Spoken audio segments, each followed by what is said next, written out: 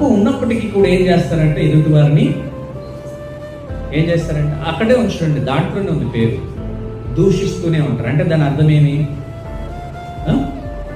ఏదో ఒకటి అంటూ ఉంటారు, తప్పు లేకున్నా కూడా ఏదో ఒకటి నిందిస్తూ ఉంటారు, వాటిని బలహీనపరుస్తూ ఉంటారు, తిరుగుతూ ఉంటారు, అవమానపరుస్తూ ఉంటారు.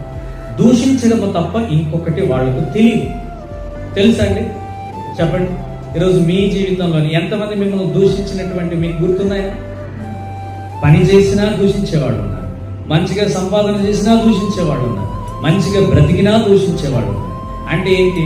నువ్వు ఎదగడం వాళ్ళకి ఇష్టమా? అలాంటప్పుడు నువ్వేం చేయాలి?